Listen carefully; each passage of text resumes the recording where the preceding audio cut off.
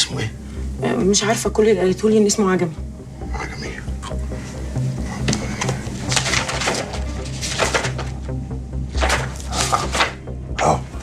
خدي ورقه وقلم واكتبي. حاضر. عجمي عبد الحق عابدين، ساكن فيه. منورين زي ما انتوا، بس اضحكوا لي كده عشان الصوره تطلع حلوه. ايوه، من الاخر ننفع بعض. واضح ان كل واحد فينا ليه غرض، على الاقل انا غرضي واضح بالنسبه لكم. انا عايزه افتح سلام الجرح واكشفه للراي العام. وجودكم انتوا الاثنين في الوقت ده وفي المكان اللي صورتكم فيه بيقولوا انكم برضه ليكوا غرض. فانا جاي اعرض عليكم عرض، نبقى فريق واحد بدل ما نكون بننافس بعض او حتى كل واحد بيلعب لوحده. ها قلتوا ايه؟ الحكايه عمرها ما هتبقى فريق واحد طول ما فيها صور. الصور اللي معاكي دي معناها ان انت اللي بتسوقي وبتدي الاوامر. كده بقى ما فيهاش فريق واحد. طب افرضي ان انا مش عايز احط ايدي في ايدي، تسيبيني في حالي وتقولي لي خليك براحتك، ولا هتجبريني العب في فريقك؟ وترفض ليه اذا كان انا ممكن اساعدك في خطتك اللي انا شخصيا ما اعرفها؟ يا ست انا حر، ما بحبش الشريك.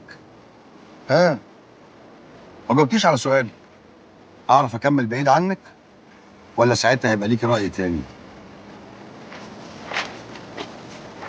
ما تردي.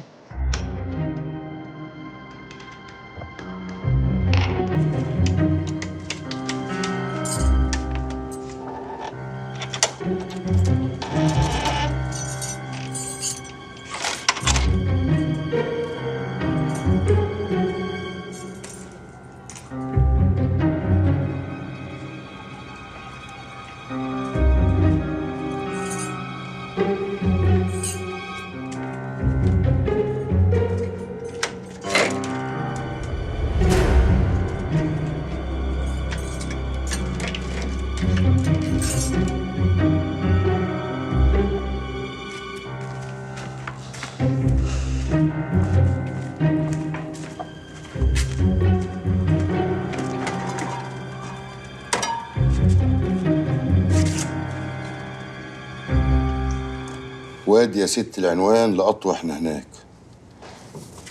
بس ده في الاقصر، هتروح ازاي؟ هاخد اجازه عارضه بكره واروح. لوحدك؟ عندك حل تاني؟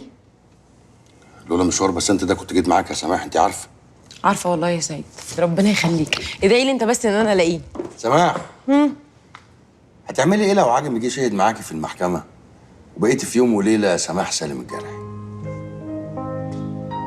ياه، أول مرة أسمعها. سماح سالم الجرحي ليها طعم غريب في ودني. وانا دوقتها لك؟ انا بقولها لك. أول حاجة هقعد على مكتب بسنت وأودي أبويا سالم الجرحي بيتنا اللي في إسماعيلية وأحبسه فيه 22 سنة، عمري كله اللي عشته هناك. وبعد 22 سنة أبقى أفرج عنه عشان يحس ويدوق اللي أنا عشته. وبالنسبة لأخويا الصغير ابن البت اللي اسمها ريهام، لسه مش عارفة هعمل معاه إيه. أما بالنسبة لأمه بقى، دي آخرها أقعدها في أوضتي هنا والنعمة أبقى كرماها. أما أنت بقى يا سيد، سيد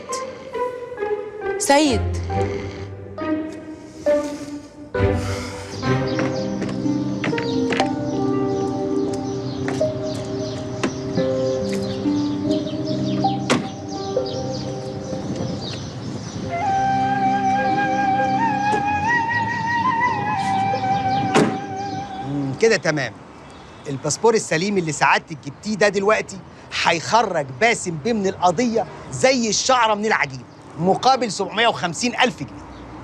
ازاي ومش ده الباسبور اللي اتمسك بيه في المطار؟ ده سر المهنة يا ست الكل. انت اللي عليك عملتيه، جبتي لي باسبور سليم، وانا اللي عليا هعمله هخرجه لك من الحجز. انت ليكي يخرج براءة، وانا ليا 750,000 جنيه. جرأة يا متر، واحنا بنشتري سمك في ميه؟ ازاي الهانم هتدفع لك المبلغ الكبير ده كله وبراءه الراجل في علم الغيب. انا بشهد شهاده حق. ماشي يا سيد، انا هاخد نص المبلغ قبل ما احط ايدي في القضيه، والنص التاني شيك مطرخ بعد البراءه باذن الله. طيب معلش، ممكن نفهم في البدايه ليه حضرتك زودت الاتعاب من 500 ل 750؟ الطريقه، الاسلوب اللي هنخرج بيه باسم بيه هي سبب فرق سعر التكلفه. طب معلش يا متر، بس ممكن تشرح لنا بشيلن زياده عشان نخش معاك في الليله؟ بتشائم يا سيد.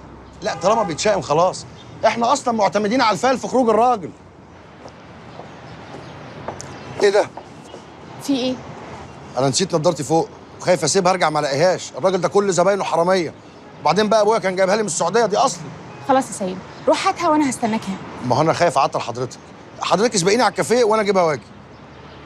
ماشي يا سيد.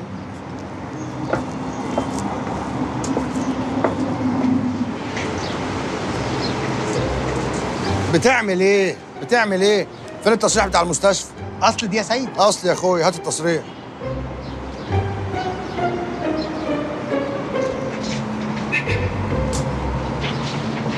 اتفضل. بقول لك ايه؟ ايه حكايه اللعبه اللي انت هتلعبها عشان تخرج بيها الواد؟ سر المهنه، لما يخرج هتعرف. انت ليك اكل ولا بحلقه؟ الاثنين. انت نسيت ولا ايه؟ ماشي. قول يا ابو السيد، ايه حكايه سيد ابو الليف ده؟ لا ده سر المهنه. سلام عليكم. بقول لك ايه؟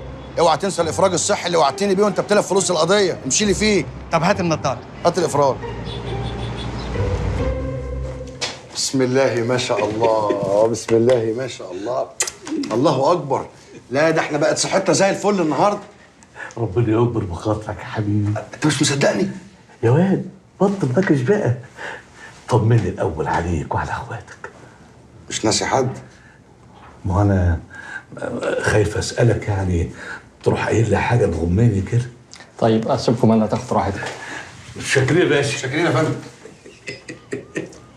شاكرين يا فندم. الف شكر. زي ما وعدتك يا حاج، هتلاقيها بحطة ايدك، واسامه وطارق زي الفل. انا كلمت لك المحامي كمان عشان يمشي لك في موضوع الافراج الصحي. بجد يا سيد؟ يعني في امل يا ابني ان انا اخرج من هنا واعيش وسطكم من تاني؟ عيب يا فرحات، انا عمري قلت لك على حاجه ما حصلتش. طب